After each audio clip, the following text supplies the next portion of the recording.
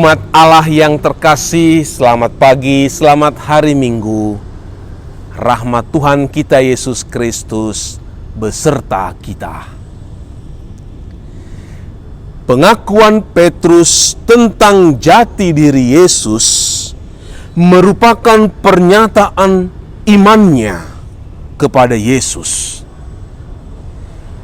Iman lahir dari hubungan personal manusia dengan Allah.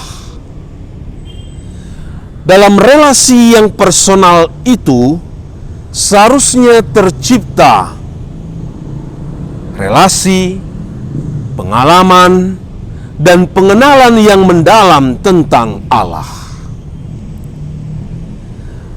Pengenalan itulah yang memampukan seseorang untuk memberikan tanggapan pribadi akan pewahyuan diri Allah kepadanya. Sungguhkah kita telah mengenal secara dekat dan akrab pribadi yang kita imani itu? Dan apakah jawaban yang akan kita berikan ketika Yesus bertanya kepada kita, "Menurut kamu, siapakah aku ini?" Dalam nama Bapa dan Putra dan Roh Kudus. Amin. Tuhan Yesus Kristus, Engkau mendasarkan gerejamu dalam diri Petrus dan para rasul. Peliharalah gerejamu agar selalu setia dan berpegang teguh pada perintahmu, agar mampu menghadapi hantaman ombak yang hendak meruntuhkan gereja. Semoga gereja menjadi tanda dan sarana keselamatan bagi semua orang dengan kuasa yang telah Engkau berikan kepada para pemimpin gereja. Dikaulah Tuhan dan pengantara kami, sekarang dan selama-lamanya. Amin. Tuhan bersamamu dan bersama rohmu. Inilah Injil Yesus Kristus menurut Matius. Dimuliakanlah Tuhan. Sekali peristiwa, Yesus tiba di daerah Kaisaria Filipi. Ia bertanya kepada murid-muridnya, "Kata orang, siapakah Anak Manusia itu?" Jawab mereka, "Ada yang mengatakan Yohanes Pembaptis, ada juga yang mengatakan Elia, dan ada pula yang mengatakan Yeremia atau salah seorang dari para nabi." Lalu Yesus bertanya kepada mereka, "Tetapi apa katamu? Siapakah aku ini?" Maka jawab Simon Petrus, "Engkau adalah Mesias, Anak Allah yang hidup." Kata Yesus kepadanya, "Berbahagialah engkau, Simon bin Yunus, sebab bukan manusia yang menyatakan itu kepadamu, melainkan Bapa-Ku yang di surga. Dan aku pun berkata kepadamu, engkau, Petrus, dan di atas batu karang ini akan kudirikan jemaatku, dan alam maut pun tidak akan menguasainya. Kepadamu akan kuberikan kunci kerajaan surga. Apa yang kau ikat di dunia ini akan terikat di surga, dan apa saja yang kau lepaskan di dunia ini akan terlepas di surga." Lalu Yesus melarang murid-muridnya memberitakan kepada siapapun bahwa Dia adalah Mesias. Demikianlah Injil Tuhan. Terpujilah Kristus.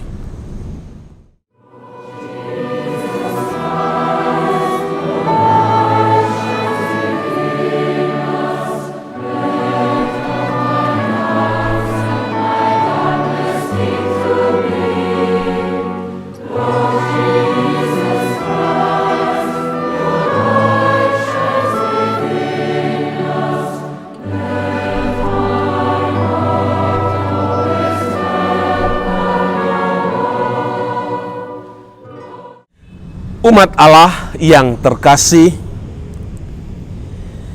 bacaan Injil yang kita dengarkan mengajak kita untuk merenungkan secara mendalam guna mengenali dua jati diri sekaligus. Pertama, sebaik apakah pengenalan para murid akan diri Yesus yang diimaninya. Kedua, mengenali jati diri gereja sendiri, fungsi dan peranan dari masing-masing anggota gereja. Dalam kesempatan bersama para rasulnya, Yesus bertanya kepada mereka, "Selama kalian bersama-sama aku, menurut kalian, siapakah aku ini?" 3 tahun Yesus mewahyukan dirinya terus-menerus kepada para rasul lewat karya, mukjizat, dan pengajarannya. Dia pun telah memberikan kuasanya kepada para rasulnya. Dan mereka mengambil bagian dalam karya perutusan Yesus sendiri. Kini, Yesus bertanya kepada mereka tentang dirinya. Pengenalan secara manusiawi hanya mengantar para rasul jatuh pada pemahaman yang dangkal bahwa Yesus mereka kenal sebagai Mesias duniawi. Sehingga keterbukaan dan bimbingan Roh Allah sendirilah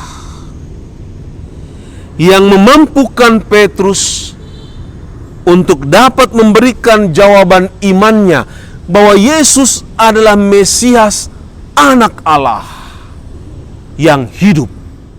Siapakah Yesus sudah dinyatakan oleh suara yang terdengar dari langit ketika Yesus dibaptis oleh Yohanes di Sungai Yordan. Dan suara itu berbunyi, "Inilah anakku yang kukasihi, kepadanyalah aku berkenan." Matius bab 3 ayat 17.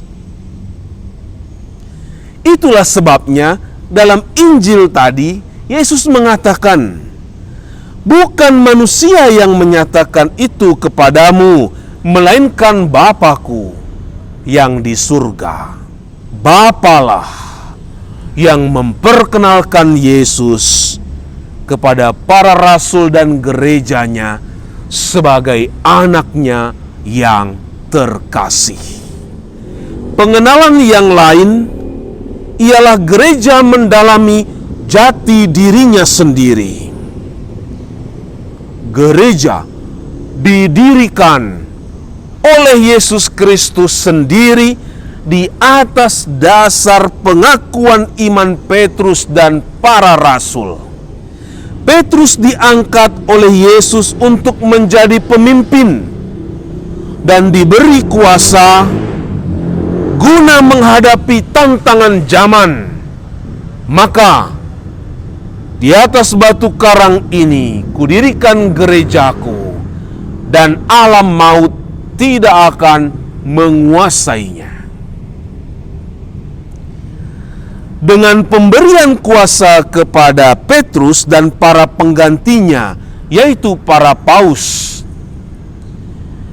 kepemimpinan haruslah menjamin kehidupan seluruh gereja yang dipimpinnya.